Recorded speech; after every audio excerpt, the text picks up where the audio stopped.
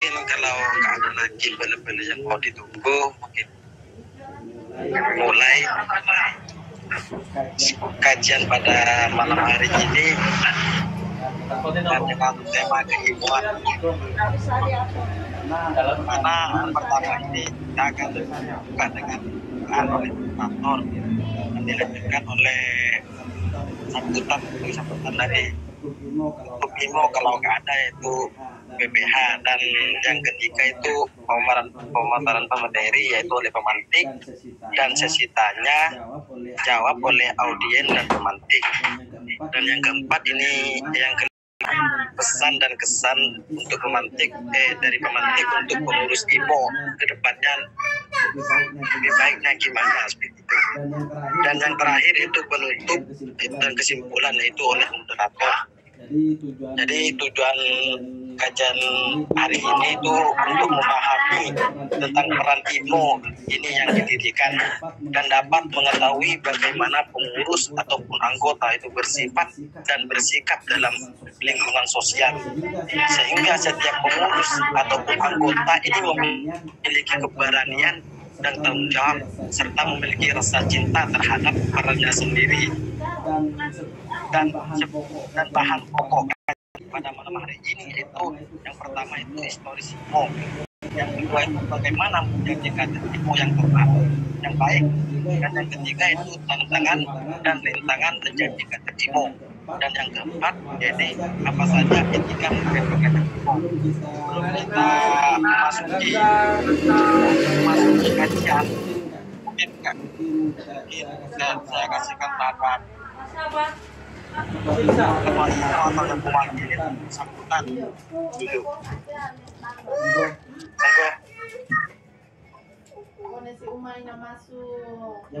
Yang mewakili. Ini ketumnya udah hadir ini. Udah hadir, mungkin bisa langsung minta ketumnya. Ya, mungkin kalau ketumnya nggak ada. Oh ini ketum ini ada. Mungkin langsung sambut.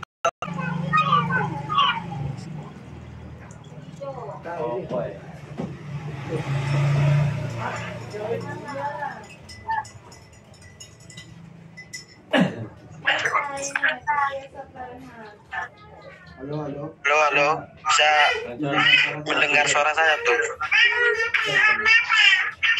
Ini ketum kayaknya lagi terkendala mengenai jaringannya ini. Mungkin kalau memang ketumnya berkendala biar nggak waktu, mungkin sampai aja yang mewakili. Baik, siapa moderator? Siap, moderator, saya mohon izin. Assalamualaikum warahmatullahi wabarakatuh. Sebelumnya saya ucapkan terima kasih kepada Bung Anto yang kerap dipanggil Suharyanto ya. Dan juga saya ucapkan terima kasih kepada mantan sekjen periode 2020-2021 yaitu Abdullah Fauzan yang telah berkenan hadir pada kesempatan malam hari ini, yaitu mengenai diskusi tentang IMO. Banyak yang perlu saya sampaikan selain ucapan terima kasih karena memang sudah meluangkan waktunya. Terus yang kedua yang perlu saya sampaikan ini mengenai terkait masalah perubahan ataupun perkembangan nanti yang akan menjadi evaluasi kepada pengurus ataupun BPH IMO periode 2021-2022 ini. Harapan besarnya setelah nanti kita udah mempelajari tentang keimoan dari Suharyanto, ini dapat kita implementasikan bukan hanya kita dapat pelajari, namun apa yang sudah kita pelajari ini akan dapat kita gunakan ataupun kita kasih sebuah tindakan. Jangan hanya mempelajari saja jika tidak ada tindakan. Mungkin itu yang dapat saya sampaikan, kurang lebihnya saya pasrahkan ke moderator. Ya, terima kasih atas sambutannya dari ketum yang mewakili. Ya mungkin langsung saja bergabung dengan sambutan dari Ketua Mewakili. Saya buka kajian pada malam hari ini dengan bacaan Al-Fatihah. Semoga apa yang kita kaji bisa bermanfaat. Al-Fatihah.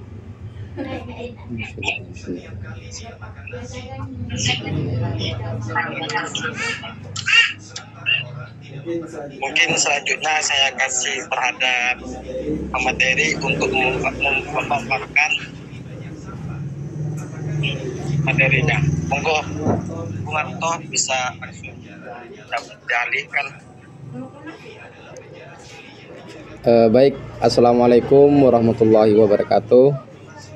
Terima kasih sebelumnya kepada moderator Bela Maktur Hakiki yang sudah menjadi penyambung lidah atau yang menengahi pada diskusi atau kajian kita malam hari ini.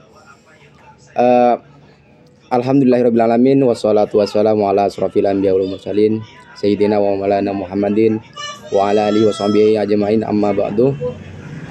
Yang terhormat Ketua Umum Ikatan Masya Ompul periode 2022-2023 Bela Mubayyinah beserta BPH. Di sini ada Wakil Ketua Umum Belandi, ada Sekretaris Jenderal Bela Imratus Soleha, dan seluruh pengurus terutama di bagian kaderisasi dan intelektual Ikatan Masya Ompul. Yang saya hormati pengurus yang lain dan Bela yang lain. Di sini ada juga mantan sekjen, ada dihadiri oleh Pak Bendara Umum juga Kadahlan, dan Bela Rizal juga, ada Bela Rizky, dan ada mantan sekjen juga yang hadir. Salam hormat dan salam sehat semuanya. Yang saya hormati juga dan yang masih saya cinta sayangi adalah Bela Ikatan Masya Ompul seluruhnya, baik itu yang hadir secara virtual hari ini maupun yang belum bisa bergabung. Semoga di kemudian hari bisa terus bergabung dan bisa menjaga kesehatannya, intelektualitasnya juga.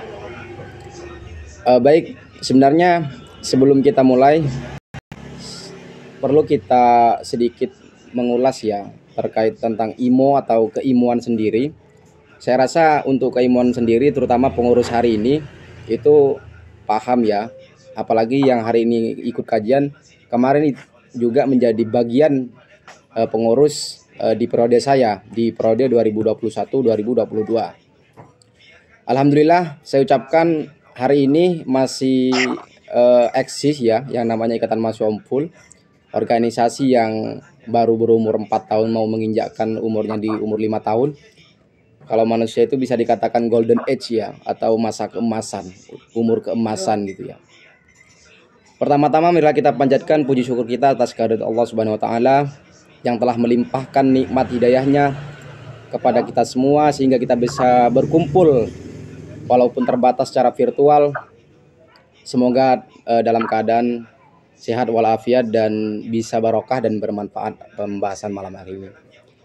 Kedua kalinya sholawat dan salam semoga tetap tercurahkan kepada junjungan Nabi besar kita, kepada sang tauladan sepanjang masa kepada baginda Nabi besar Muhammad SAW. Berkat beliau kita dituntun dari masa kebodohan menuju masa keemasan, dari masa kegelapan menuju masa yang terang benderang, yakni ajaran Islam yang rahmatan lil alamin atau Islam yang sangat ramah dan santun dalam menyebarkan dakwah-dakwah yang penuh dengan kelembutan, keramahan, dan bahkan penuh dengan toleransi. Baik, kita lanjut ke pembahasan ya, langsung ke materi. Nanti Bela boleh ditanggapi atau boleh diberhentikan di pertengahan penjelasan jika ada yang memang ada kendala atau ada yang kurang jelas, nanti boleh disampaikan. Baik, saya akan memulai. Untuk PPT kelihatan kira-kira?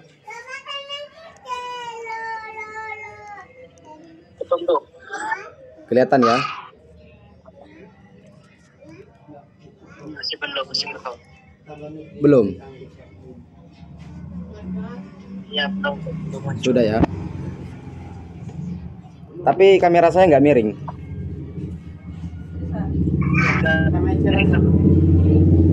Kenapa? Enggak miring. Enggak ya, nggak berdiri berarti ya. Iya tuh. Oke, kita mulai ya terkait keilmuan. Ini merupakan kajian rutinan menjadi program kerja Divisi Kaderisasi dan Intelektual Ikatan Mahasiswa Unpul, Kedungdung, Kabupaten Sampang.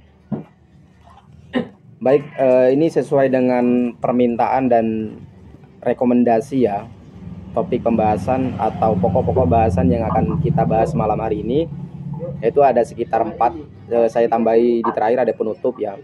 Ini nomornya keliru ya. Ini harusnya nomornya nomor 5 di penutup ini. Oke, yang pertama kita membahas tentang historis dan latar belakang berdirinya IMO. Kemudian yang kedua, bagaimana menjadi kader IMO yang baik.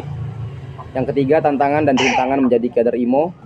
Terus yang keempat, apa saja etika menjadi kader IMO. Yang berikutnya atau yang nomor 5, cuman ini keliru, yaitu penutup. Baik, untuk yang pertama kita akan membahas tentang historis latar belakang berdirinya IMO.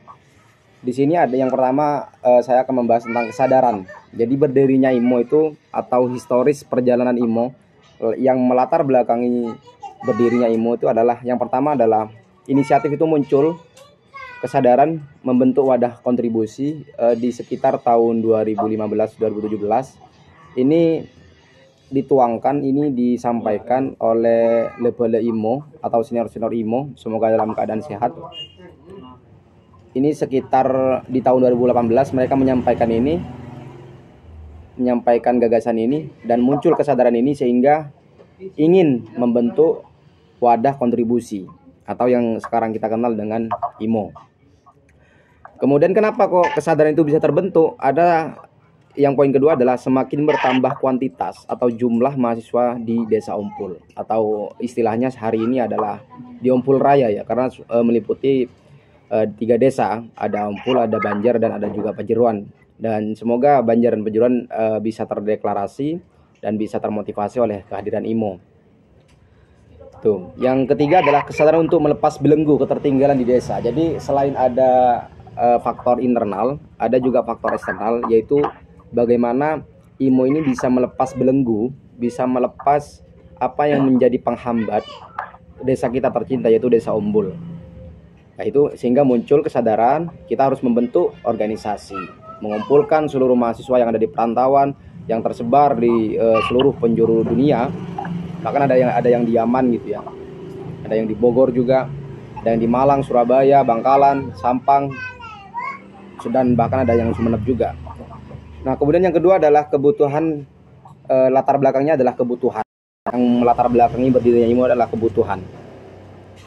Jadi kebutuhan seperti apa? Yang pertama adalah perjuangan. Nah perjuangan di sini bagaimana melihat teman-teman atau Lebele Ikatan Mahasiswa Umpul itu memperjuangkan atau berjuang dalam hal secara kelompok maupun secara individual gitu ya. Sehingga ini butuh untuk berjuang, butuh wadah untuk berjuang, akhirnya membentuk yang namanya IMO gitu ya. Ini sekelumit aja atau perjalanan sekilas, karena memang ada kelemahan dari kita sendiri, memang tidak secara komprehensif. Ada semacam buku panduan atau buku sejarah IMO yang baku gitu ya. Mungkin ke depan ada mahasiswa yang ambil jurusan sejarah atau yang bukan tapi memiliki kesadaran untuk membentuk atau menulis sejarah IMO walaupun itu singkat. Yang kedua adalah pengabdian. Nah pengabdian seperti apa? Mengabdi kepada Desa Umpul itu sendiri. Alhamdulillah kemarin IMO baru pertama kali melakukan pengabdian, dan semoga periode berikutnya dan seterusnya, bahkan sampai IMO Desa Umpul maju pun kita bisa terus melakukan pengabdian terhadap masyarakat. Ini berdasarkan kepada Tridharma perguruan tinggi, yaitu yang ketiga adalah pengabdian kepada masyarakat. Jadi IMO yang anggotanya adalah mahasiswa merupakan anggota atau insan intelektual yang wajib mengimplementasikan salah satu dari Tridharma perguruan tinggi. Kemudian yang ketiga, kebutuhan adalah transfer of knowledge, yaitu penyaluran ilmu pengetahuan. Penyaluran ilmu pengetahuan kepada siapa? Bisa kepada sesama mahasiswa, bisa kepada seluruh elemen desa, termasuk kepada pemerintahan desa. Karena apa? Karena transfer of knowledge atau penyaluran ilmu pengetahuan ini penting banget. Ini merupakan bagian dari Tridharma perguruan tinggi juga. Karena beberapa mahasiswa hari ini bahkan sangat gengsi dan sangat acuh tidak acuh kalau berbicara tentang desa gitu. Kemudian yang ketiga adalah kebutuhannya adalah adaptasi dan kolaborasi dengan elemen desa. Nah, adaptasi di sini adalah bagaimana teman-teman dan Lepele Ikatan Mahasiswa Ompul itu bisa membaur dengan masyarakat sekitar, terutama di desa Ompul atau di Ompul Raya gitu. Jadi beradaptasi di sini bukan mengikuti arus ya, tapi bagaimana bisa mengikuti arus, melebur dengan arus, tetapi kemudian bisa memberikan dampak positif, bukan kita yang terbawa arus ke dampak negatif gitu ya. Nah, adaptasi ini diupayakan agar apa? Agar seluruh mahasiswa, seluruh Lepele Ikatan Mahasiswa Ompul yang terlibat dalam IMO ini bisa saling memberikan kesadaran, memberikan dorongan, memberikan daya-daya energik kepada masyarakat terutama ya. Kemudian di poin yang ketiga adalah berdiri dan deklarasi. Nah, ini sesuai dengan harlah ya. Kemarin harlah keempat. IMO berdiri pada tanggal 4 Januari 2018. Nah, ini di kedai MTC 99 depan kampus UPN Veteran Jawa Timur. Nah, di sana ada sekitar 6 mahasiswa Ompul pertama kali berkumpul di tahun itu. Sebelum-sebelumnya memang ada antar koordinasi antara senior-senior IMO bagaimana untuk mendirikan wadah ini, tapi yang kemudian berkumpul dan sepakat untuk menyatukan tujuan dan menciptakan persepsi dan sepakat mendirikan organisasi mahasiswa adalah ketika di tanggal 4 Januari 2018. Nah, sejak saat itu IMO menyatakan untuk berdiri dan menyatakan untuk membentuk organisasi mahasiswa. Tapi kemudian menjelang sampai bulan Februari dan bahkan sampai bulan Maret, selisih 2 bulan persiapan IMO ini untuk deklarasi, akhirnya terdeklarasi pada tanggal 5 Maret 2018, tepatnya di Gunung Mate. Ini sekaligus Musta 1 ya, Musta pertama kali di Gunung Mate Sampang. Nah, pertanyaannya kenapa kok tidak di Desa Ompul? Karena memang lingkungan kita masih sensitif dengan status atau profesi yang namanya mahasiswa. Makanya kita perlu meminimalisir atau paling tidak kita bisa mereduksi ya, mengurangi beberapa sensitivitas negatif atau bahkan ya karena kita memang minoritas di desa kita. Kesadaran berpendidikan terutama berpendidikan tinggi di desa kita masih minim banget, sehingga perlu kita menempatkan atau mapping ya, memposisikan diri kita milih desa Gunung Mate di Kabupaten Sampang. Ini masuk di Kecamatan Sampang. Kemudian setelah ada kesadaran kebutuhan berdiri dan kemudian deklarasi, IMO tidak berjalan mulus. Sebagaimana kita dalam hidup tentu tidak akan berjalan mulus. Pasti ada polemik, ada persoalan, ada masalah, bahkan ada beberapa ancaman yang kemudian harus diterima karena dinamis yang namanya organisasi itu bergerak. Apapun sesuatu yang bergerak pasti akan mendapatkan sebuah ancaman, persoalan, bahkan polemik gitu ya. Nah, tepatnya pada tanggal 1 Juni 2020 IMO diuji nyali perjuangannya dan semangat pengabdiannya dengan elit desa. Kenapa demikian? Ya sebenarnya waktu itu bukan IMO ya yang diuji, atau bukan IMO yang kemudian membuat polemik, enggak, tapi lebih kepada sikap individu yang dilakukan oleh salah satu anggota IMO yang kemudian waktu itu orang-orang di desa dan bahkan elit desa mengatakan bahwa ini adalah gerakan kolektif, gerakan dari organisasi Ikatan Mahasiswa Ompul gitu. Padahal itu adalah tindakan pribadi, bukan tindakan secara kelompok atau mengatasnamakan Ikatan Mahasiswa Ompul, tidak. Tapi lagi-lagi elit desa mengatakan bahwa itu adalah polemik yang kemudian dibuat dan dirancang oleh teman-teman dan Lepele Ikatan Mahasiswa Ompul. Nah, kemudian bahkan terancam bubar karena secara terang-terangan mengkritik pemerintahan desa. Ini boleh dilihat ya di foto di bagian bawah. Ini adalah gambaran pada waktu itu ada tulisan opini mengkritik pemerintah desa, terutama dalam perbaikan jalan. Di sana judulnya nasib jalan di Desa Ompul, kemana kadesnya, tanda tanya.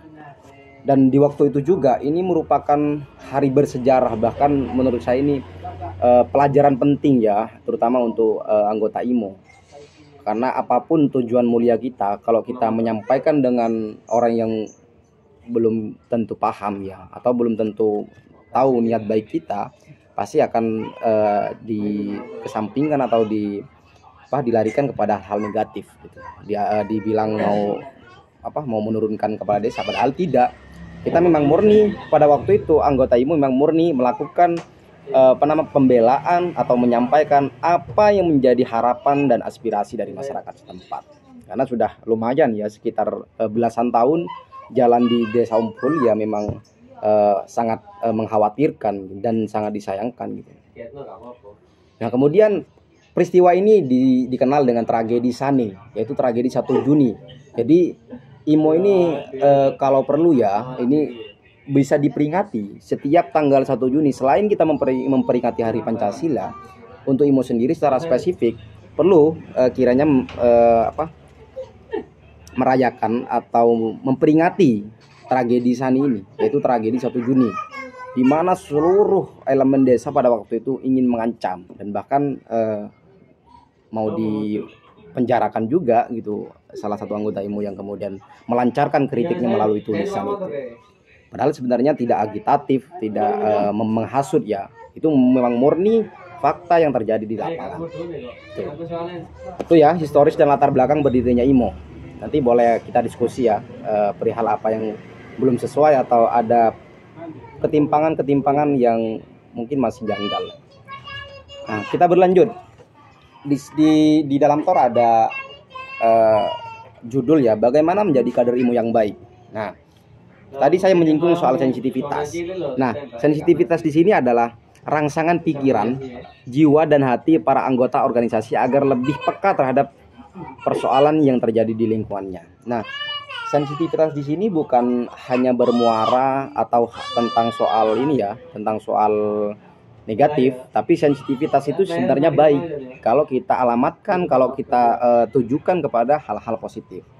Jadi untuk menjadi kader IMO yang baik, salah satunya harus memiliki sensitivitas, yaitu rangsangan pikiran, jiwa dan hatinya bisa ikut tergerak melihat persoalan-persoalan, apalagi penindasan-penindasan dan beberapa pembelokan-pembelokan fakta yang kemudian sangat merugikan khalayak umum.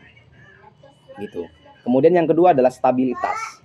Di sini stabilitas adalah kekuatan dan keseimbangan setiap menjalankan program atau menghadapi tantangan.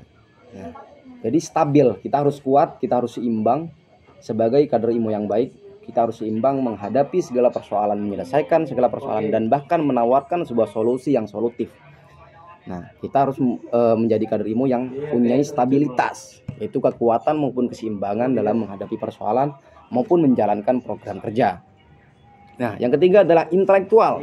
Ini wajib. Kenapa? Karena IMO sendiri adalah dihuni oleh orang-orang yang menuntut ilmu, dihuni oleh orang-orang kaum intelektual yang secara tidak langsung sudah pasti memiliki kecerdasan, memiliki intelektualitas untuk mempengaruhi perkembangan dan kemajuan organisasi. Jadi intelektual di sini sangat berpengaruh pada berjalannya suatu kelompok. Gitu. Kemudian yang ketiga adalah profesional. Nah, profesional di sini adalah dalam bekerja dan melakukan sesuatu untuk pendewasaan diri serta melatih anggota organisasi agar dapat bersikap sewajarnya. Jadi profesional itu bagaimana kita bisa bekerja, bagaimana kita bisa menjalankan organisasi tanpa diembel-embel, tanpa ditunggangi oleh kepentingan apapun, termasuk kepentingan politik atau kepentingan kekuasaan. Tuh. Jadi profesional ini sangat dibutuhkan dimanapun, siapapun, profesi apapun bakal dibutuhkan yang namanya profesionalitas. Jadi menjadi kader IMO yang baik yang ketiga adalah profesional. Itu ya. Yang keempat. Kemudian yang terakhir adalah emosional. Nah, emosional di sini adalah bagaimana antar anggota dapat saling mengerti tentang situasi dan kondisi anggota yang lain agar lebih harmonis dan kompak. Nah, jadi untuk emosional ini atau sifat-sifat menjadi kader IMO yang baik ini bukan hanya tentang internal ya, tapi juga eksternal. Ini juga bisa diberlakukan dalam masyarakat gitu. Kenapa? Karena dengan emosional kita bisa dapat memahami situasi dan kondisi, terutama bagaimana situasi desa kita, situasi masyarakat kita, kondisi desa kita, kondisi masyarakat kita. Agar apa? Agar langkah-langkah yang kita ambil tidak blunder ya, tidak ada kesalahan yang sangat menimbulkan kegaduhan di tengah masyarakat. Itu ya untuk bagaimana menjadi kader IMO yang baik. Nah, kemudian ini menarik ya, karena ada tantangan dan rintangan menjadi kader IMO. Tadi di awal sudah dibahas, tapi tentu kita akan membahas lagi karena ada beberapa poin yang mungkin agak berbeda. Tantangan dan rintangan menjadi kader IMO. Yang pertama adalah masalah. Ini pasti. Yang namanya bergerak, ya organisasi kan bergerak. Organisasi memang benda mati, tapi orang-orang yang menghuni itu adalah orang-orang yang bergerak. Tentu tidak akan terlepas dari masalah. Nah, tantangan apa yang harus dihadapi? Yaitu adalah masalah. Masalah apapun, terutama masalah yang melibatkan masyarakat. IMO di situ harus hadir di tengah-tengah persoalan itu, di tengah-tengah masalah itu. Bukan cuma hadir, tetapi memberikan solusi, menjadi problem solving, atau bahkan IMO yang menjadi promotor dari penyelesaian masalah, bukan membuat masalah, gitu ya. Tapi yang kemudian sebenarnya bukan masalah yang kemudian dibuat masalah, itu memang kadang ada miskomunikasi antara kita dengan masyarakat kita atau kita dengan pemerintahan desa. Kemudian yang kedua adalah mayoritas. Ini tantangannya mayoritas. Kenapa? Secara populasi, masyarakat Desa Ompul sampai hari ini ya mengenyam pendidikan terakhir itu mayoritas antara SD sampai SMP. SMA pun jarang, apalagi sampai kuliah. Tapi kita doakan ya semoga ke depan semakin adanya IMO, semakin adanya beberapa ajakan-ajakan edukatif terutama di lembaga pendidikan bisa merubah pola pikir masyarakat, terutama bisa mengurangi populasi itu ya. Kemudian yang mayoritas adalah kaum terdidiknya gitu ya. Jadi ya minimal lulus S1 ya atau pendidikan tinggi. Itu. Kemudian ada heterogen. Nah, jadi masalah atau tantangan dan rintangan menjadi kader IMO adalah heterogen. Apa heterogen itu? Adalah aneka ragam latar belakang, profesi dan status masyarakat Desa Ompul. Nah, ini menjadi tantangan. Kenapa? Karena bukan hanya mahasiswa di sana, bukan hanya masyarakat petani, bukan, tapi bercampur. Ada yang kiai, ada yang tokoh masyarakat, ada yang pemuda, ada yang santri, ada yang mahasiswa, atau bahkan ada yang pengusaha, politisi. Nah, ini apa? Ini merupakan tantangan bagi IMO agar apa? Agar sama-sama mempelajari karakteristik dari setiap profesi, setiap latar belakang, setiap status dari masyarakat. Itulah pentingnya tantangan yang harus dipahami oleh IMO adalah heterogen, aneka ragam, tidak sama, tidak seragam ya, aneka ragam. Nah, tantangan yang keempat adalah closed mindset. Closed mindset atau pola pikir tertutup. Nah, ini sangat mayoritas ya, bahkan sangat banyak ya di desa kita terkait ini ya, terkait closed mindset atau pola pikir tertutup. Contoh salah satunya apa pola pikir tertutup ini? Adalah pendidikan diukur selalu pada aspek skala ekonomi. Itu yang pertama, closed mindset atau pola pikir tertutup. Kemudian yang berikutnya, merampas masa belajar anak. Jadi sebelum waktunya menikah, sebelum waktunya kerja, mereka dirampas haknya untuk kemudian dinikahkan lah, kemudian dipekerjakan lah. Padahal mereka masih mengenyam atau menjalani masa-masa belajar. Nah, ini merupakan bagian dari closed mindset atau pola pikir tertutup. Nah, ini IMO harus menemukan solusi dari closed mindset ini tersebut atau pola pikir ini tertutup ini. Yang berikutnya adalah stratifikasi sosial. Nah, jadi stratifikasi sosial itu adalah pembagian atau jenis-jenis tingkatan masyarakat. Ya, ini hampir sama ya dengan tadi heterogen ini. Jadi lebih bagaimana kiai, bagaimana santri, bagaimana mahasiswa, bagaimana pemuda, bagaimana pengusaha, bagaimana politisi. Nah, di situ. Nah, ini adalah bagaimana pemikiran masyarakat kita masih melihat dari stratifikasi sosial. Misalkan begini, oh itu kuliah, oh jangan ditiru, mereka anaknya orang kaya, oh jangan ditiru, dia anaknya guru, anaknya kiai. Padahal kita sesama manusia, sesama masyarakat Desa Umpul, kita sama-sama memiliki hak, sama-sama memiliki cita-cita, sama-sama memiliki harapan besar di masa depan. Jadi pikiran tertutup yang menganggap bahwa hanya orang-orang tertentu yang bisa kuliah, itu menurut saya sangat sangat merugikan bagaimana kita menjalani kehidupan sehari-hari. Kemudian yang terakhir adalah fanatisme agama. Nah ini bisa dicarikan solusi bagaimana fanatisme agama, terutama dalam dalam hal ya pokoknya banyak lah, bukan hanya di Desa Umpul kayaknya ya, terutama di desa-desa secara umum. Kalau berbicara fanatisme agama ini sangat kental banget ya, karena benar yang dikatakan oleh salah satu filsuf Timur Tengah, ketika ingin menguasai orang bodoh maka bungkus segala sesuatu dengan agama. Jadi fanatisme agama ini sangat marak dan bahkan mayoritas di desa kita ya, sehingga perlu kita benahi bersama, perlu kita kasih pemahaman secara mendalam gitu ya. Ya ngasih pemahaman bukan berarti menggurui, tapi bagaimana kita bisa memberikan atau sharing ya perihal tentang bagaimana seharusnya kita beragama yang baik, tidak terlalu fanatik atau bahkan tidak terprovokasi oleh oleh beberapa isu-isu hoax atau kabar-kabar palsu yang kemudian menyebabkan emosi masyarakat tinggi. Bahkan kemarin pernah terjadi di IMO karena gara-gara salah satu anggota IMO mengeluarkan beberapa status yang bahasanya agak ke filsafat, cuman ya karena masyarakat kita tidak paham ya, tentu masyarakat pasti menanggapinya berbeda. Tuh.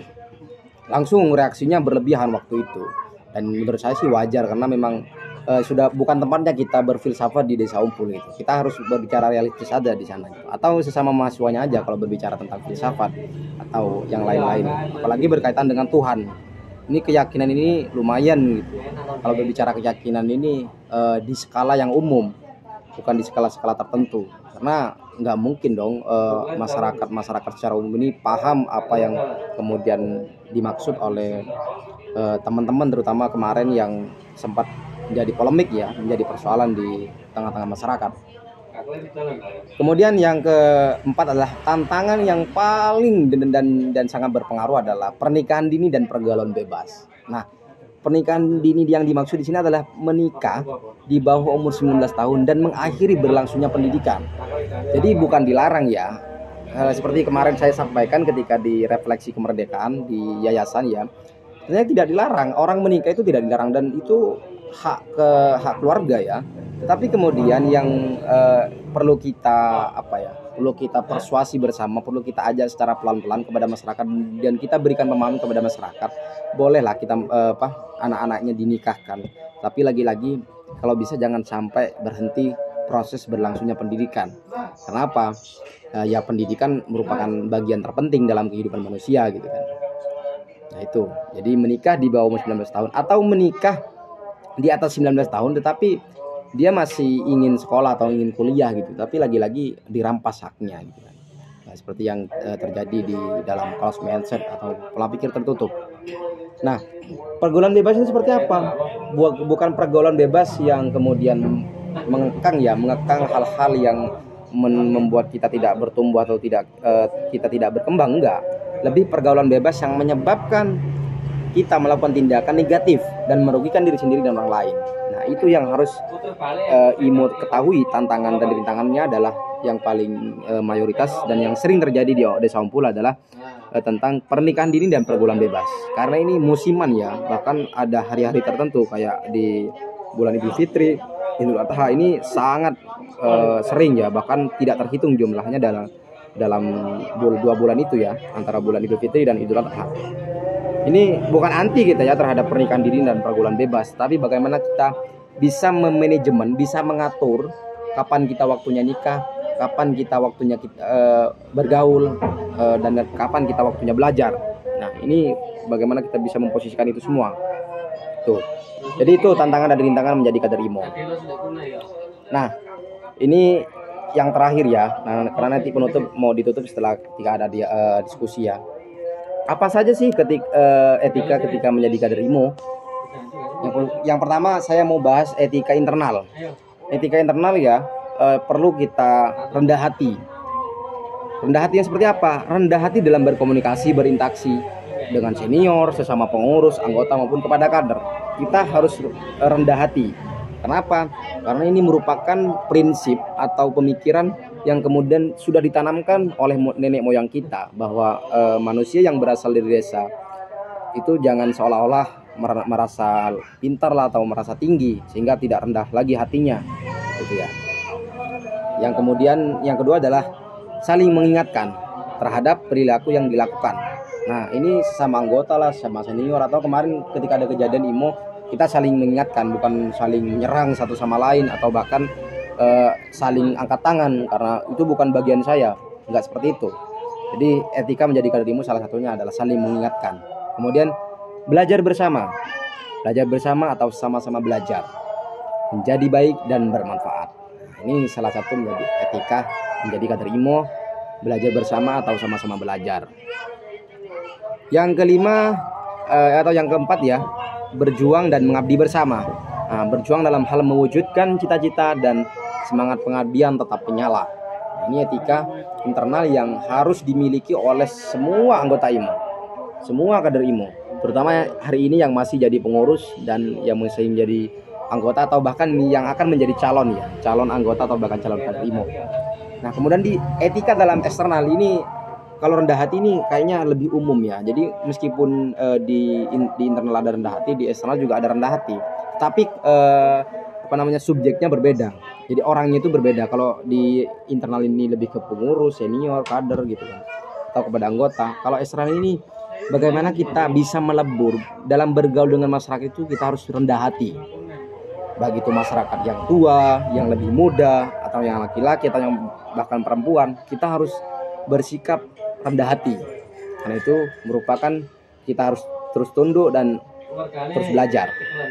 Karena salah satu orang yang tidak ingin belajar dan orang yang bahkan arogan ya salah satunya tidak rendah hati, sehingga sulit belajar terhadap semua hal, terhadap segala sesuatu. Kemudian yang di bagian eksternal adalah open minded, berpikiran terbuka. Nah, IMO ini harus dimiliki. Karena ini perbedaan antara IMO dengan masyarakat biasa ya, dengan masyarakat yang tidak berpendidikan. Bukan membedakan ya, tapi lebih kepada IMO harus menjadi pembeda di sini. Agar apa? Agar ya minimal ada manfaatnya menempuh pendidikan apalagi sampai pendidikan tinggi. Jadi menerima pendapat dan mau belajar hal apapun yang datang dari segenap elemen masyarakat. Jadi ditampung semuanya. Jadi pikiran terbuka itu adalah salah satunya kita menampung berbagai pendapat, berbagai masukan, dan yang paling penting kita mau belajar terhadap orang lain, terhadap segala sesuatu, maupun itu positif maupun itu negatif. Jadi itu salah satu pikiran terbuka, dan itu harus dimiliki oleh kader IMO, dan ini menjadi bagian dari etika menjadi kader IMO.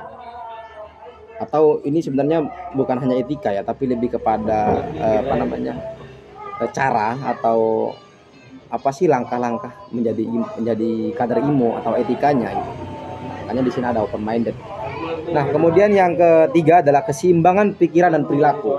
Nah, salah satunya ya kalau di desa kita ya biasanya di kampus kita pakai celana, ya sebisa mungkin kalau di Ompul kita nyarung lah ya. Kita membiasakan atau mengikuti apa yang menjadi ciri khas di sana ya, salah satunya pakai sarung gitu ya. Dan salah satunya kita yang cewek pakai kerudung gitu ya. Ini bagaimana menyederhanakan tujuan atau keinginan yang akan dicapai dan tak perlu membawa kebiasaan dari kota ke desa gitu ya. Jadi itu bagaimana ketika kalian ingin menyampaikan tujuan IMO, ingin menyampaikan tujuan individunya kepada masyarakat umum terutama ya harus mempunyai keseimbangan pikiran dan perilaku. Ya salah satunya tadi itu. Bagaimana kita membiasakan dan memahami seluruh pola pikir atau perilaku dan pikiran masyarakat yang ada di desa Ompul. Nah, yang terakhir adalah manajemen emosi. Nah, manajemen emosi ini kenapa penting? Karena mengatur emosi dan tak mudah terprovokasi. Ya ini ya salah satunya adalah perbanyak membaca sebagai kaum intelektual gitu ya. Kenapa harus perbanyak membaca? Karena ya lagi-lagi kembali ya, kita sebagai kaum intelektual dan orang-orang yang haus akan ilmu pengetahuan tentu tidak akan terlepas dari yang namanya membaca ya, membaca apapun, membaca situasi, membaca buku atau membaca apapun itu ya. Jadi manajemen emosi yang terakhir di dalam etika eksternal gitu kan. Kenapa? Karena ilmu tidak akan terlepas dari hubungan internal maupun eksternal di masyarakat Desa Ompul. Jadi itu saja. Kurang lebihnya mohon maaf kalau ada tanggapan, bahkan kritikan ya, boleh kita diskusi malam ini. Karena lagi-lagi sebenarnya bukan saya yang ngisi materi ini, karena masih ada senior-senior yang lebih layak ya. Tapi katanya ini sudah kesepakatan pengurus periode tahun ini. Ya alhamdulillah, semoga kita bisa sama-sama belajar, dan ini sangat keterbatasan materinya. Itu saja dari saya, kurang lebihnya mohon maaf. Kita lanjut ke diskusi ya. Wallahul muwaffiq ila aqwamit thoriq. Wassalamualaikum warahmatullahi wabarakatuh.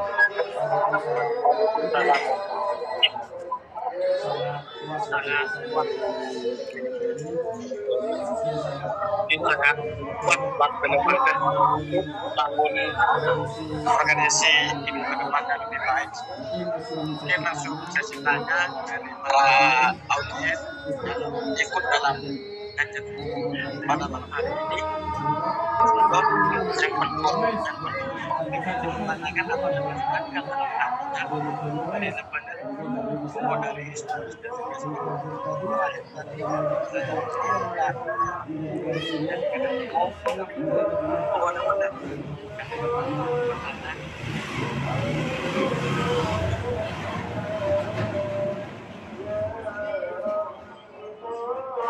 langsung bilang aja Anjan, jangan ke SMS.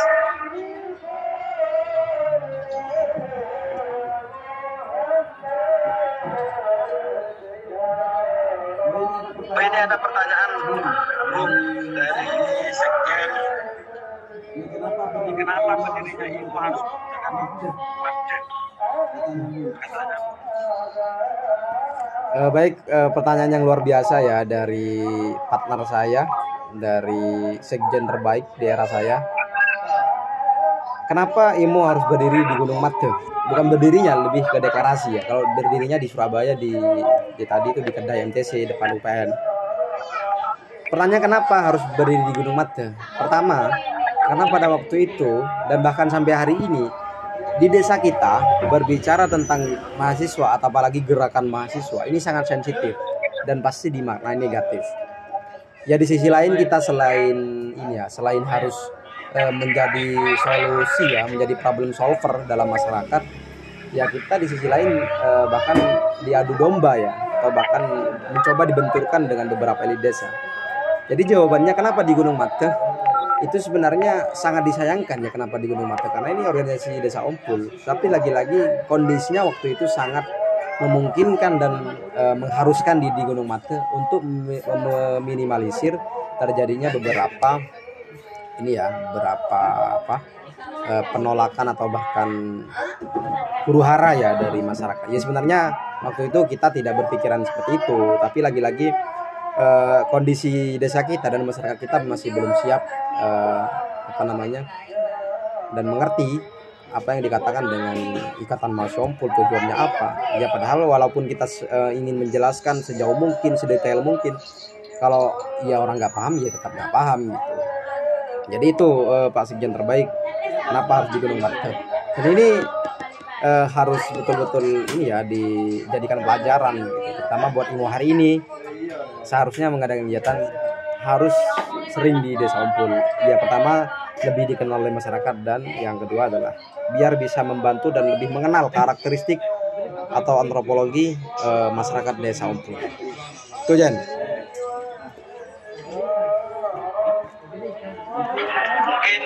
Mungkin sudah puas dengan jawaban dari pemateri atau gimana, atau masih ada keanggalan dari hati Sekjen ini? Oke, siap. Mungkin dari audit atau dari mana harus Adapun dari anggota ada kejanggalan dari pembahasan materi yang sudah dibahas secara dipaparkan dengan secara luas lanjut namun tidak ada kejanggalan sedikit untuk melontarkan dokumennya. Monggo pada.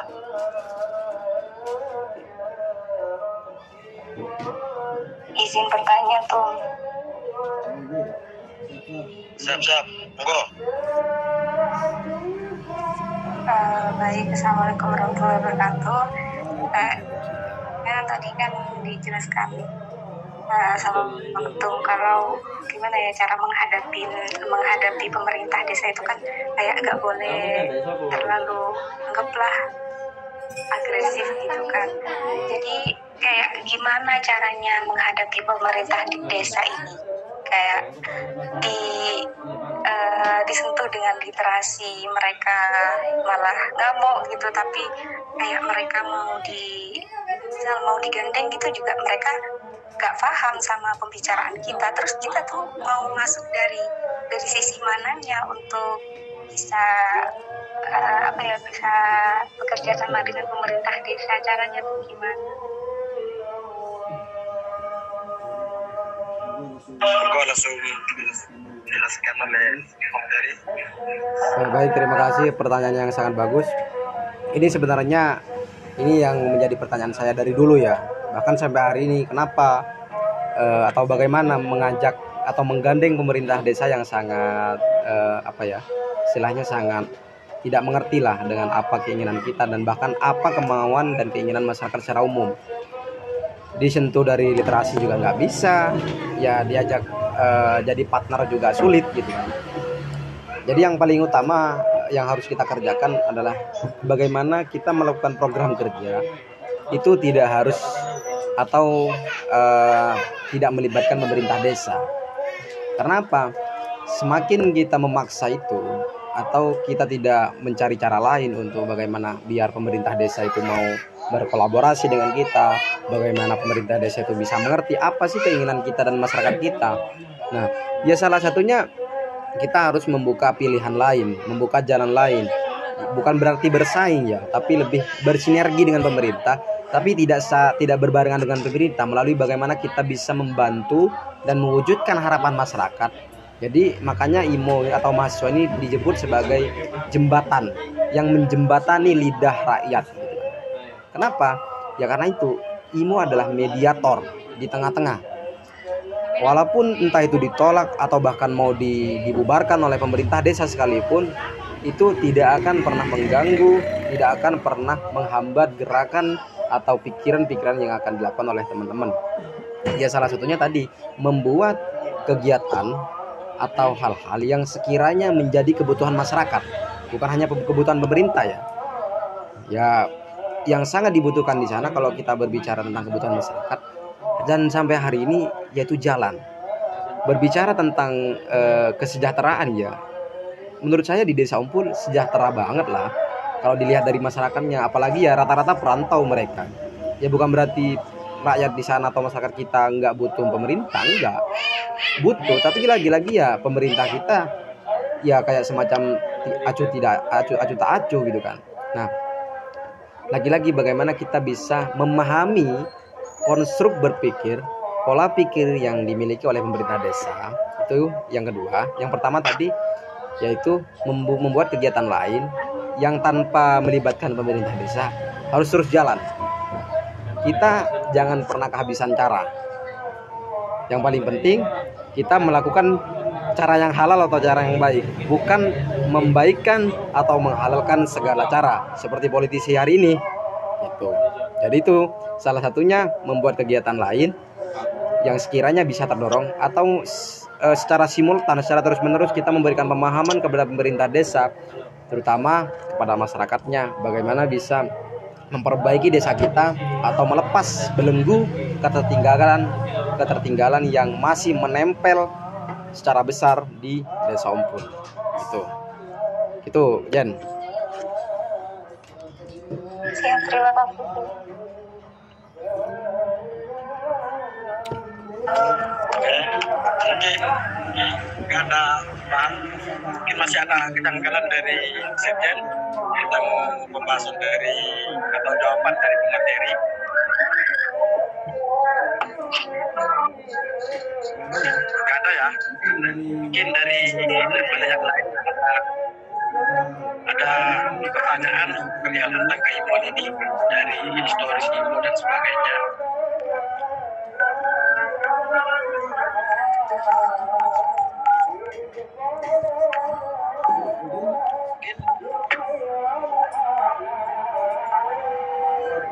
Wakil pengen bertanya.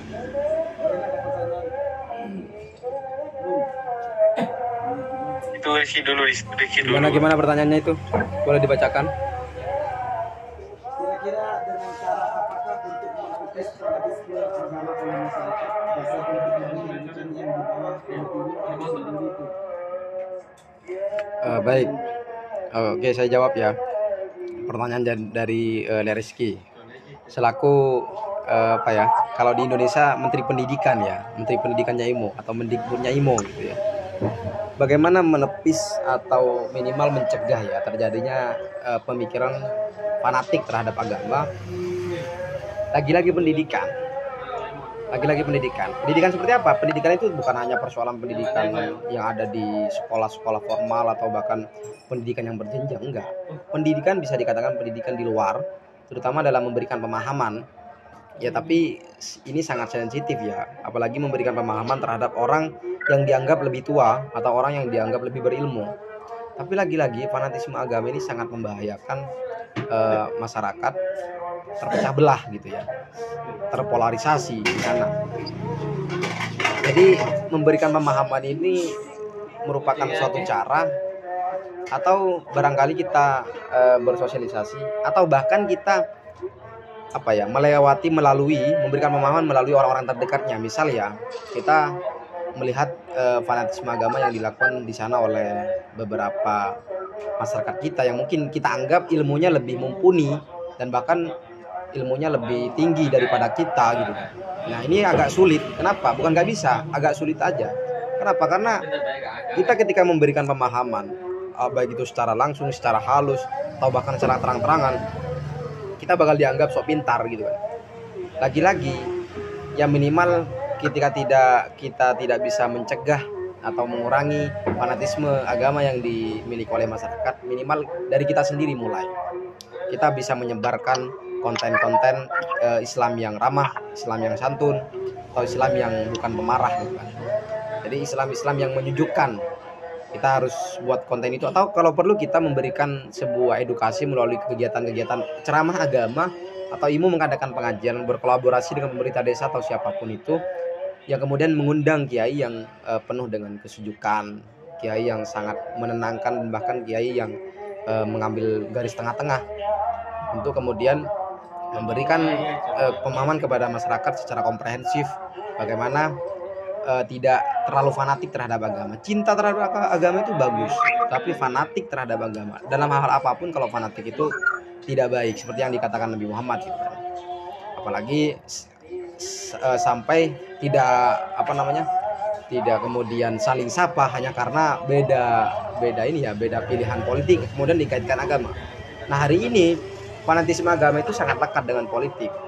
Contoh kemarin ketika menjelang Pilpres itu sangat banyak di desa kita masyarakat yang berpikiran kalau ini calon A ini jadi nanti azan nggak bakal boleh, kalau calon yang satunya jadi nanti orang-orang kafir katanya akan dimasukkan ke Indonesia, atau bahkan membuat statement-statement lain yang itu belum tentu benar gitu kan.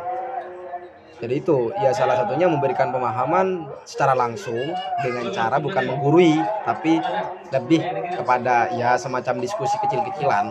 Tapi kalau di desa sulit banget tuh diskusi, berarti cara lain adalah kita mendekati atau memberikan pemahaman melalui orang-orang terdekatnya, atau yang terakhir adalah mengadakan kegiatan dari divisi agamaan misalnya, bagaimana menanggapi isu fanatisme agama atau isu politik yang sebenarnya isu politik tapi dibungkus dengan agama sehingga semuanya dibenarkan. Dan siapapun yang menentang kata Gus Dur ketika isu politik dibungkus dengan agama, maka dikatakan murtad dan dikatakan orang kafir ketika itu melawan itu. Padahal sebenarnya tujuannya untuk menggapai kekuasaan atau tujuan-tujuan politik yang kemudian dibungkus dengan agama. Yang seperti kata filsuf Timur Tengah tadi, ketika ingin menguasai orang bodoh maka bungkuslah segala sesuatu dengan agama. Gitu. Ya tentu kita bukan mengatakan bahwa masyarakat kita bodoh, enggak. Lebih kepada bagaimana tidak begitu menyeimbangkan atau memfilter informasi yang sedang marak gitu kan, terutama informasi yang berseliweran di grup WhatsApp atau di media-media yang sangat kurang kredibel ya, sangat tidak bertanggung jawab, sehingga ya fokus masyarakat dan masyarakat bisa terpecah belah gitu. Apalagi dikaitkan fanatisme agama dikaitkan dengan politik. Mungkin itu Le. Terima kasih.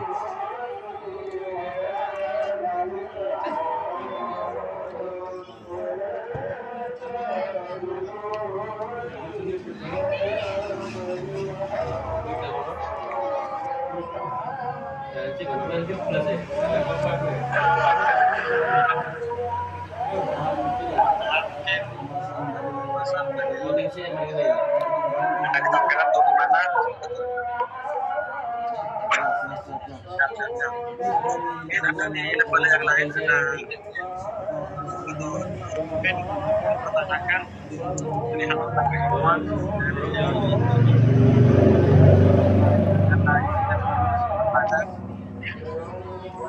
Saya izin masuk ke moderator.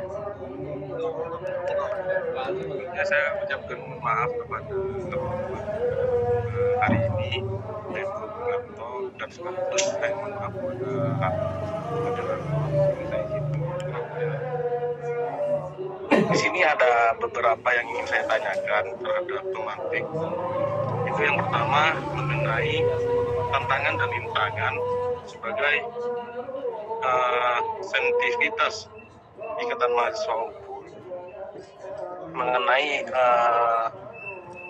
populasi pemuda yang notabene sering mengalami ataupun mayoritas itu hanya mengenyam SD hanya hingga SMP. Itu yang pertama. Terus yang kedua, ini mengenai pernikahan dini.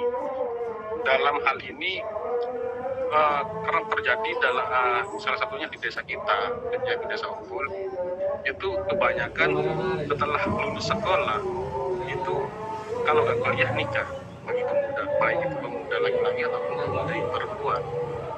Dalam hal ini yang ingin saya tanyakan, dalam untuk mencegah pernikahan usia dini, ini langkah seperti apa yang kita tawarkan?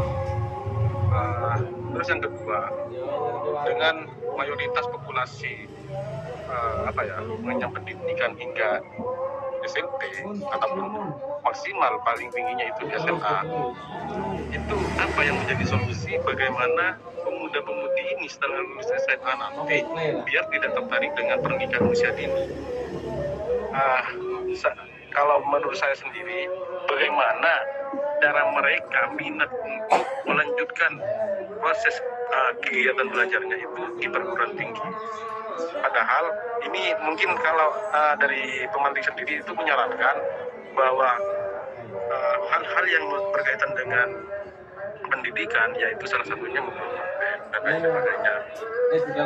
Tapi kalau dari saya pribadi, itu kan udah kita melakukan sebuah sosialisasi kampus. Apakah dengan sosialisasi kampus itu tidak cukup untuk mengedukasi, untuk membangkitkan gairah dari teman-teman atau adik-adik SMA ini untuk melanjutkan ke perguruan tinggi? Mungkin itu yang dapat saya tanyakan mengenai hal yang pertama itu yang masalah mayoritas di pendidikan itu hanya di rata-rata SMA, setelah SMA itu nikah, dan yang kedua itu mengenai pencegahan, bagaimana dari adik-adik ini mencegah ataupun tidak, bahasa kasarnya itu nyegah untuk laki ataupun abi ini neng usia bawah umur 19 tahun. Gitu tuh. Terima kasih. Sekian dari saya.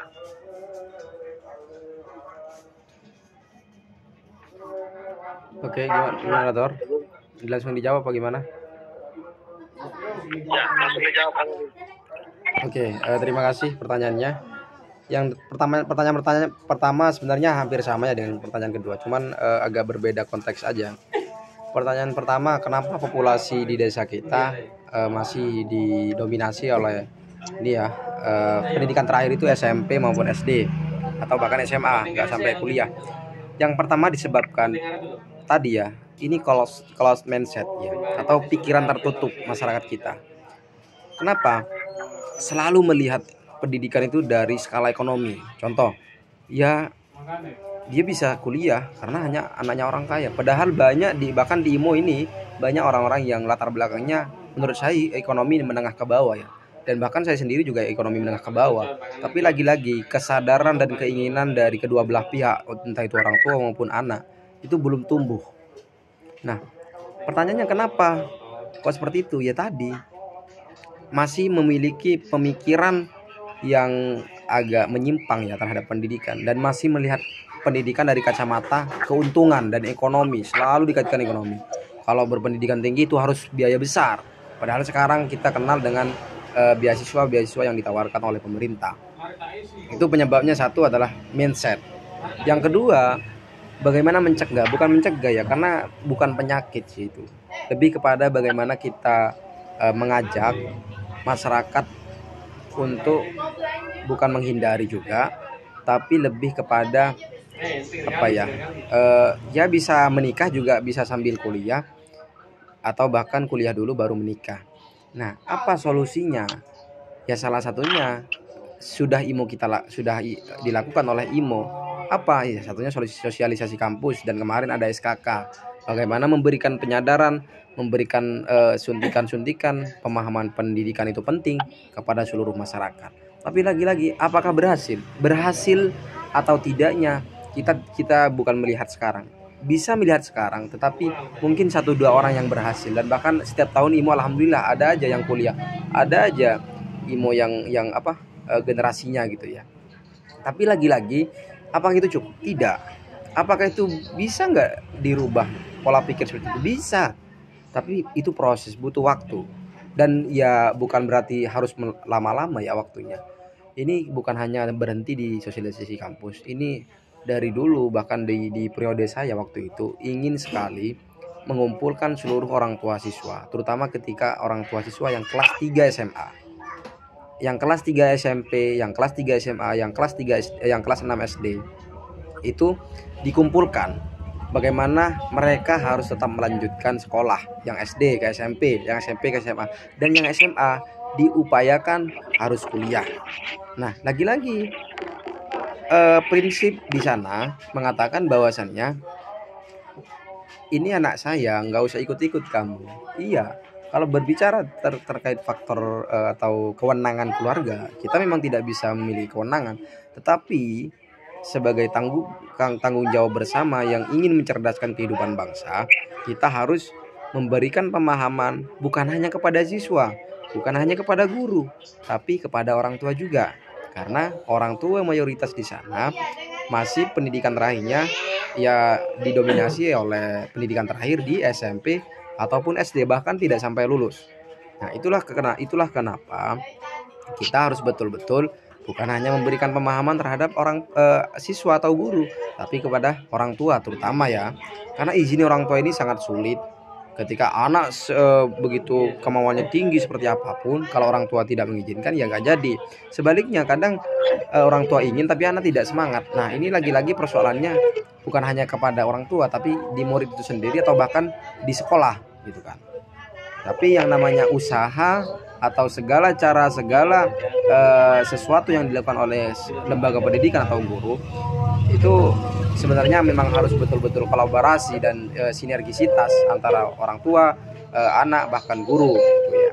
Jadi untuk mengubah itu atau ingin menambah kuantitas pendidikan tinggi di Ompul semakin banyak, maka ya salah satunya tidak hanya berhenti di siswa, tidak hanya berhenti di guru, tidak hanya berhenti di lembaga pendidikan, melainkan menyasar bagaimana orang tua, terutama orang tua siswa yang ingin melanjutkan, itu kita kasih pemahaman secara sesederhana mungkin bahwa menuntut ilmu adalah kewajiban. Gimana? Mohon maaf saya potong tuh. Tadi sampean mengatakan bahwa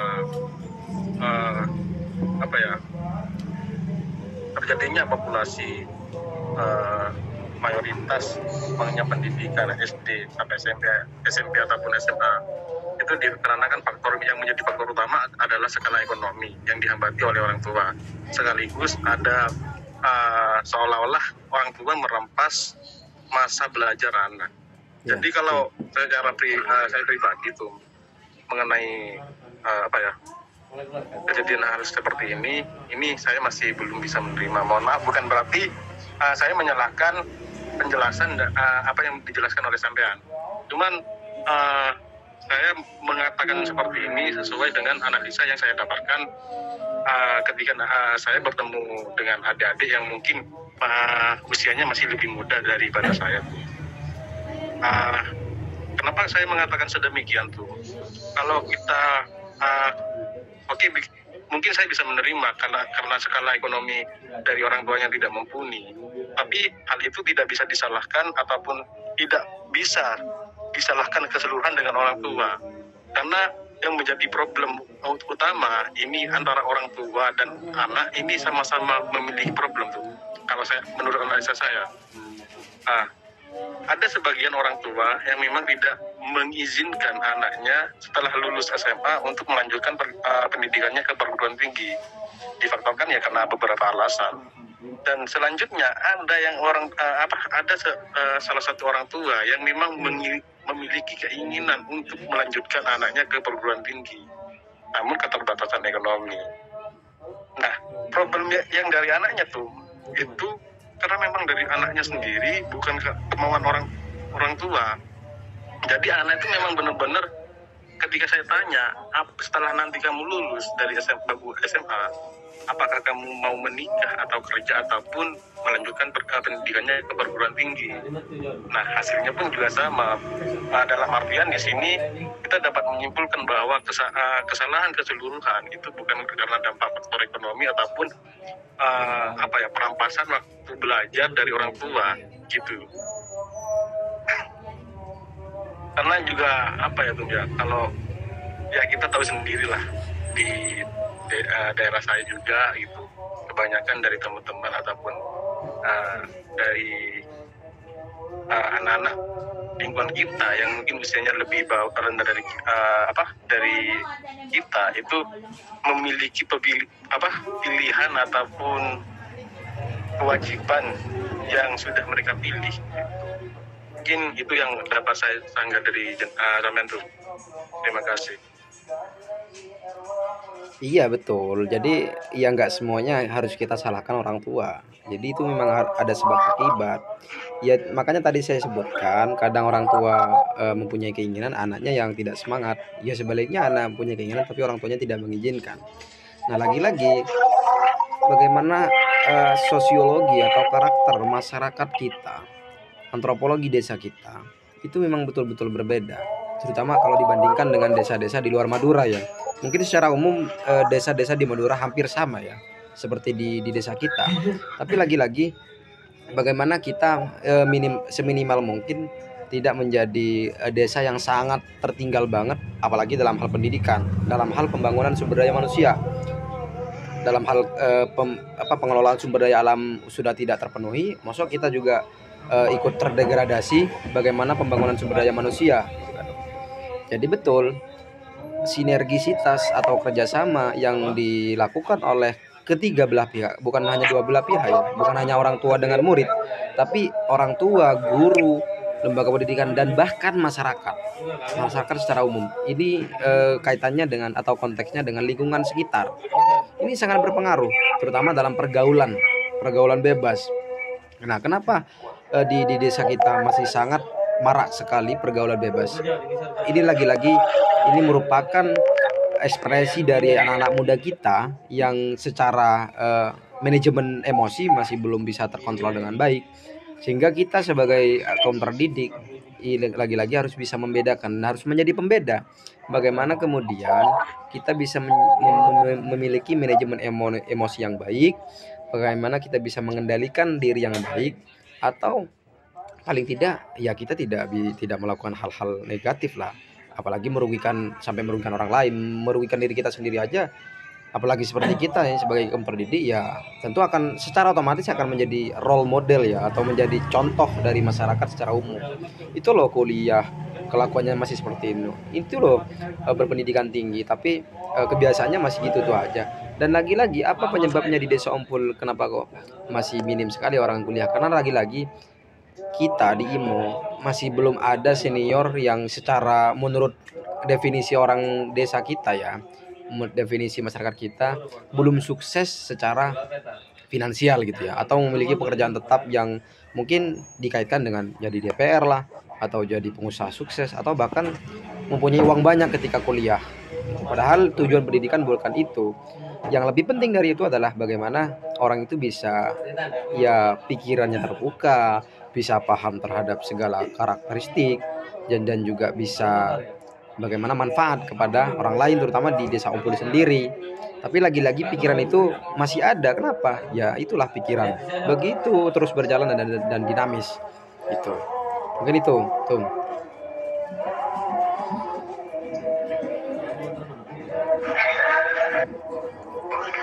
Dimana umatik mungkin masih ada tanggapan terkait masa belum terima dari argumen dari materi atau gimana, atau sudah cukup moderator.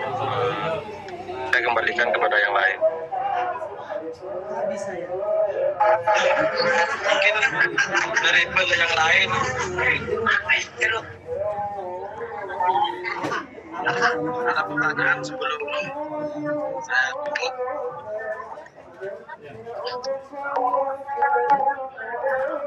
Ini saya boleh lanjut lagi ya, Mas Bram?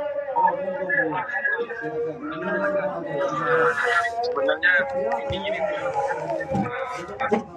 sebuah pertanyaan yang mengenai sebuah tindakan yang mana nantinya akan digunakan oleh kepengurusan periode 2021-2022 ini, 2022-2023 ini untuk melanjutkan estafet dari kepengurusan yang sebelumnya. Yang menjadi tantangan utama bagaimana ketika kepengurusan ini atau anggota ibu saat ini ketika akan melaksanakan ataupun melakukan sebuah tindakan yang nantinya akan berhadapan dengan sebuah ancaman dari masyarakat, apa yang akan membuat nilai pertimbangan. Itu yang pertama tuh, karena mengingat dari PPT yang saya baca mengenai polemik ya peristiwa 1 Juni 2020, yang mana ini sebuah perjuangan dari Bung Anto sendiri mengenai kritikan jalan desa ya. Jadi kalau untuk hal yang berkenaan dengan kemaslahat masyarakat desa bersama, itu juga sebenarnya saya menyetujui itu.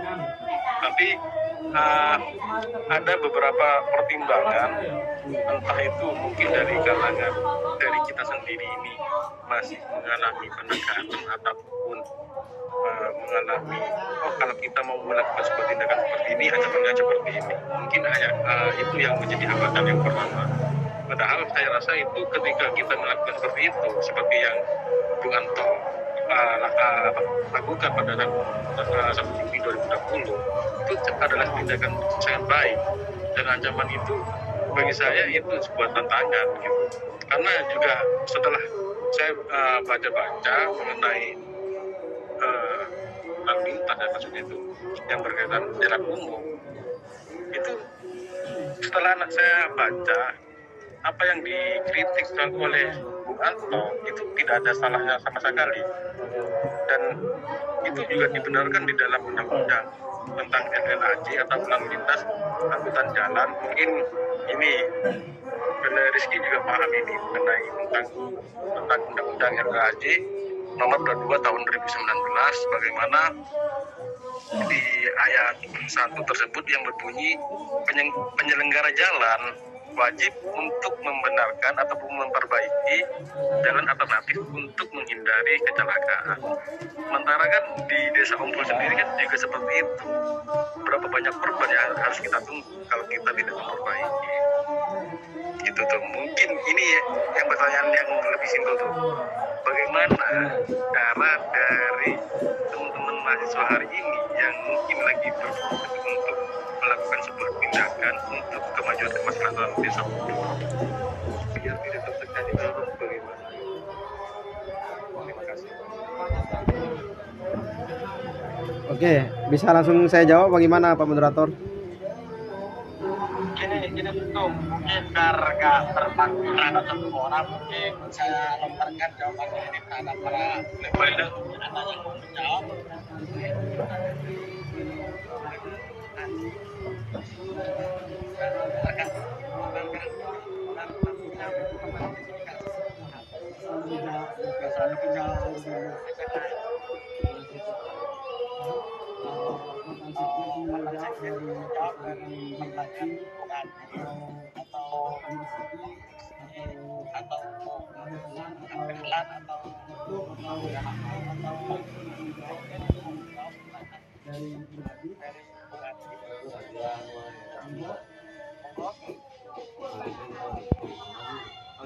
Mungkin langsung ke materi saja, Pak Moderator.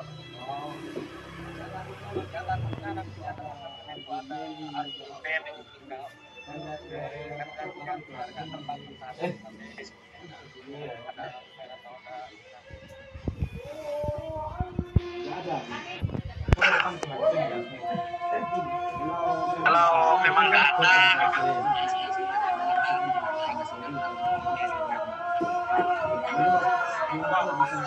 bisa dijelaskan dari Oke, terima kasih. Saya harap ya dari ini ada dari Kak Dahlan, ada dari Ketum, terus dari Sekjen. Ini dari siapa ini lagi nih ada. Tapi lagi-lagi Waketum tanya lagi ya, nggak apa-apa lah saya jawab sesuai permintaan moderator. Apa tindakan hari ini atau apa tindakan yang boleh dilakukan atau yang relevan ya dilakukan oleh mahasiswa terutama anggota IMO ketika ingin melakukan kegiatan di Desa Ompul ya. Yang pertama saya rasa tindakan-tindakan seperti yang dilakukan pada waktu 1 Juni 2020 tragedi Sani itu, untuk saya itu sebenarnya boleh bisa kita melakukan cara lain. Kenapa? Karena pada waktu itu memang betul-betul dampaknya sangat besar ya terhadap IMO waktu itu. Kenapa?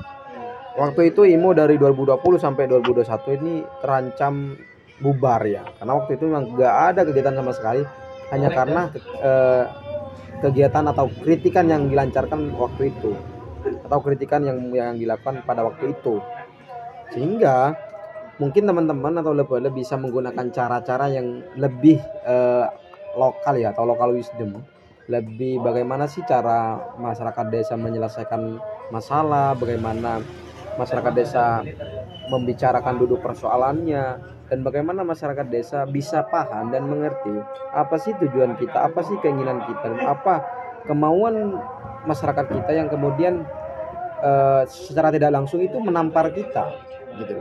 Karena kita sebagai kaum terdidik yang dianggap oleh masyarakat sangat tahu betul bagaimana seluk-beluk yang dimiliki oleh pemerintahan desa, terutama apa sih kejanggalan-kejanggalan kenapa Desa Ompul masih tertinggal. Lagi-lagi masyarakat kita masih menaruh harapan besar, dan secara tidak langsung dan mau kita tolak, tetap masyarakat harapan itu akan ada di pundak kita sebagai mahasiswa. Kenapa? Lagi-lagi mahasiswa atau IMO ini adalah mediator, penengah atau penyambung lidah. Cak meturan roa peng bebe. Di peng bebe. Jadi yang menyampaikan atau menyampaikan harapan masyarakat kepada pemerintah, atau menyampaikan beberapa kebijakan yang mungkin dianggap menyimpang dari masyarakat dari pemerintah ke masyarakat. gitu ya. Jadi hari ini yang boleh dilakukan, boleh melakukan hal-hal yang lebih edukatif, lebih persuasif, karena waktu itu perlakuan tragedi 1 Juni itu lebih orang menganggapnya itu provokatif ya. Padahal sebenarnya tidak, karena mungkin ya karena lagi-lagi ini ya pengetahuan dan pemahaman masyarakat masih menganggap bahwa itu tindakan-tindakan tercela. Ya wajar, karena memang masyarakat kita kan lagi-lagi heterogen, bukan homogen, bukan semuanya pintar, bukan semuanya mahasiswa, bukan semuanya latar belakangnya bukan hanya santri, bukan hanya pemuda, bukan hanya pengusaha, atau semuanya jadi politisi, enggak. Tapi berbeda-beda, ya wajar saja.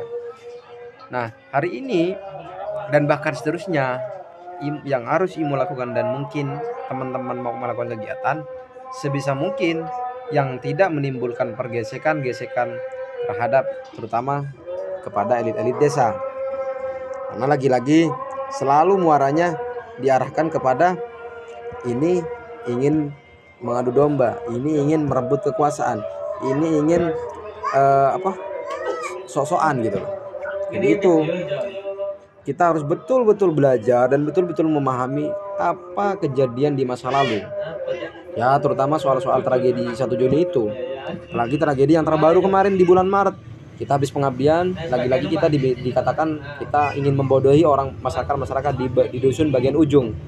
Gitu kan. Padahal lagi-lagi hanya karena ketidakpahaman atau kesalahpahaman terhadap status yang dibuat oleh salah satu anggota IMO, yang kemudian ya masyarakat menganggap itu dan memaknai itu adalah tindakan-tindakan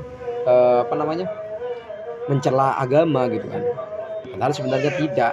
Jadi keterbatasan ilmu pengetahuan kita sebagai manusia yang terutama yang ada di desa, yang sehingga mudah sekali menyimpulkan hal-hal yang sebenarnya tidak kita pahami. Dan ya sebenarnya kita bisa saja memahami, terkadang ya kemauan kita dan gengsi kita saja yang besar. Tapi lagi-lagi sesuai kemarin yang sempat saya telaah ya, bahwa jadi mahasiswa di Desa Umpul itu bukan menjadi paling, atau hari ini dikenal si paling gitu ya, atau si paling mutakhir lah, si paling bisa membuat perubahan, si paling pintar. Tidak. Tapi bagaimana kemudian teman-teman mahasiswa Lepele Ikatan Mahasiswa Umpul itu bisa melebur dan menyatu dengan masyarakat, sehingga mudah sekali melakukan atau mewujudkan keinginan-keinginan yang selama ini diidamkan, yang selama ini diidealkan gitu. Jadi apapun keinginan dan kemauannya harus betul-betul kita sampaikan sesederhana mungkin, kita sampaikan dan kita lakukan sebisa mungkin masyarakat itu tidak salah paham dan mengerti apa sih tujuan mulia kita gitu. Jadi hal-hal bukan tidak boleh ya, hal-hal yang provokatif mungkin lebih dihindari, tapi bukan berarti IMO tidak boleh mengkritik atau tidak boleh tidak boleh mengeluarkan pendapat-pendapat bernasnya kepada pemerintah, enggak. Karena ini bagian dari demokrasi, ini bagian dari keluhan-keluhan masyarakat yang mungkin ketika disampaikan secara pelan-pelan, secara persuasif, itu tidak akan sampai. Secara terang-terangan saja kadang dihiraukan gitu kan. Apalagi yang secara diam-diam, secara persuasif gitu. Jadi memang kita betul-betul menghadapi fase di mana pemerintahan desa di desa kita ya masih bisa dikatakan jauh sekali ya dari kata kemajuan. Tapi Desa Umpul alhamdulillah sudah masuk desa berkembang. Semoga ke depan 5 sampai 10 tahun ke depan bukan hanya jadi desa maju, tapi menjadi desa yang mandiri sesuai dengan klasifikasi atau tahta desa yang diinginkan oleh Kementerian Desa Republik Indonesia. Terima kasih.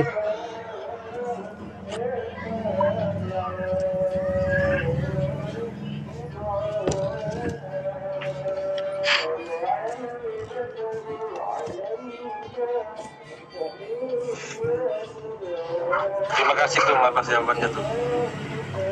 Saya kembalikan ke moderator. Mainan.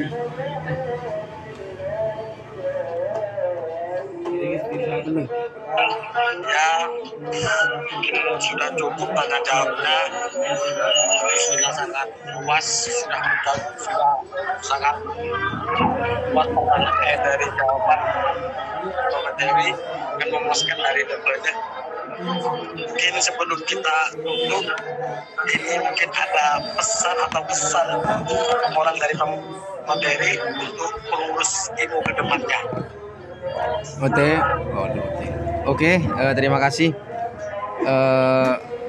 Kesannya ya, saya masih sangat menaruh besar harapan kepada pengurus hari ini, karena masih baru saja demisioner saya ya. Tentu sangat menginginkan sekali bagaimana teman-teman dan Ketua Ikatan Mahasiswa Unpul ya minimal tidak stagnan, tidak bergerak di tempat, tapi lebih-lebih bagaimana bisa memberikan dampak, memberikan pengaruh terhadap desa Unpul terutama ya, apalagi kepada diri kita sendiri. Perbanyak komunikasi, perbanyak koordinasi, entah itu dengan masyarakat, dengan anggota IMO, kader, atau bahkan senior-senior, atau mungkin yang ingin menjadi calon anggota IMO. Nah, pesan saya untuk kepengurusan hari ini, jaga komunikasi. Lagi-lagi jangan terlalu baper ya, jangan terlalu baper hal negatif maksudnya, terutama dalam internal kepengurusan. Setiap masalah, jangankan di negara ya, jangankan di desa, di IMO atau bahkan kita dengan pikiran kita sendiri pasti akan bermasalah. Kadang yang kanan minta ke barat, kadang yang kiri minta ke timur. Ya itulah sebabnya keanekaragaman, keheterogenan dari sebuah organisasi, terutama di IMO yang mayoritas kuliahnya tidak sama ya, kampusnya tidak sama. Justru ilmu pengetahuan yang didapat di perantauan, bagi yang di Surabaya, di Malang, Sumeneb, Pamekasan, bahkan yang di luar negeri itu bahkan tidak sama. Tapi lagi-lagi bagaimana ketika kita pulang ke desa Unpul, kita mampu menyatukan persepsi, kita mampu mewujudkan apa yang diinginkan oleh masyarakat kita, yaitu kemajuan, keterbukaan, pemerintahan yang steril, pemerintahan yang sangat-sangat bersih, pemerintahan yang tidak otoriter, itu ya. Pemerintahan yang sangat peduli terhadap bagaimana perkembangan masyarakatnya, bagaimana nasib masyarakatnya, terutama soal infrastruktur yang menjadi jalan utama dan akses utama masyarakat.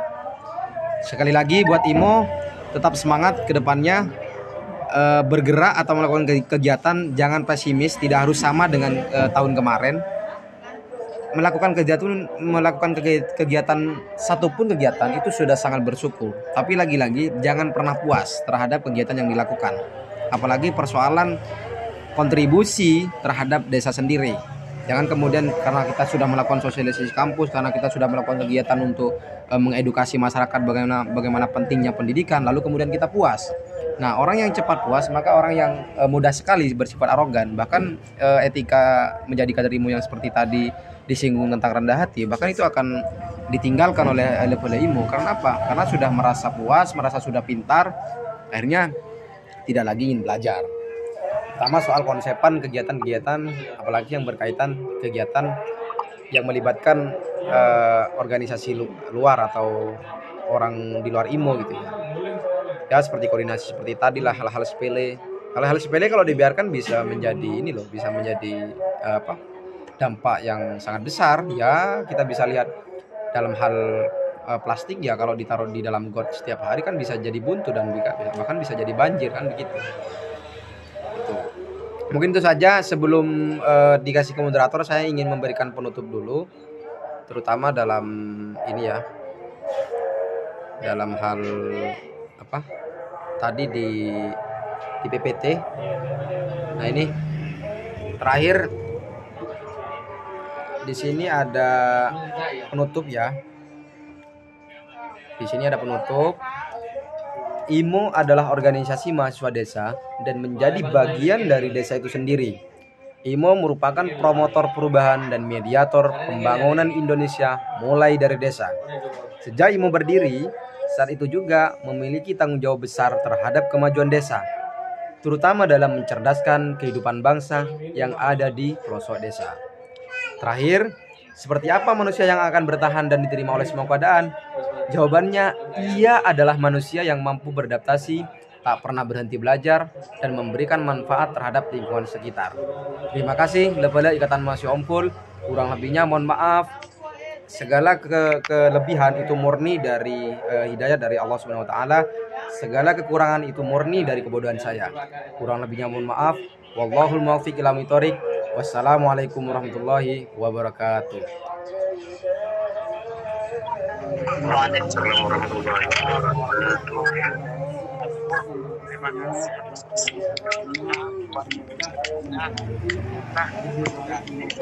lebih baik dimohonkan dan saya simpulkan dari banyaknya dari buat ini terbaik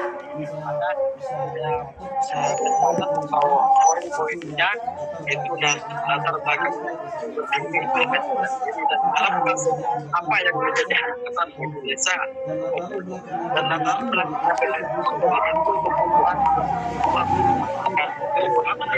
masyarakat yang menyatukan ilmu kita yang dapat dari perguruan tinggi untuk disalurkan terhadap desa dan bisa beradaptasi dengan masyarakat dan bagaimana menjadikan ilmu yang baik itu menjadi stabilitas itu harus ditimbang dengan melakukan program baik di internal maupun eksternal itu harus intelektual dan profesional dan harus emosional itulah poin-poin menjadikan yang baik dan tantangan poin yang pertama itu masalah kedua itu prioritas yang ketiga masyarakat itu lepas hak anak strategi sosial dan fanatisme agama dan pernikahan dini dan pergaulan bebas itulah tantangan IMO kedepannya ini untuk mengurangi pernikahan dini yang ada di desa kita. Yang keempat itu apa saja itu poin yang pertama itu saling mengingatkan sama lain sama-sama belajar dan berjuang bersama baik internal maupun eksternal. Dan poin kelima itu kesimpulan itu manajemen emosi. Hanya ini yang bisa saya rangkum karena terbatas pikiran saya, nggak seluruhnya saya bisa menangkap dari materi. Jika tidak ada yang kurang dari pikiran saya, yang mohon maaf. Dan ini saya mengundurkan diri. Semoga apa yang kita diskusikan kita praktekkan, kita jalankan bersama. Alhamdulillah. Al-Fatihah.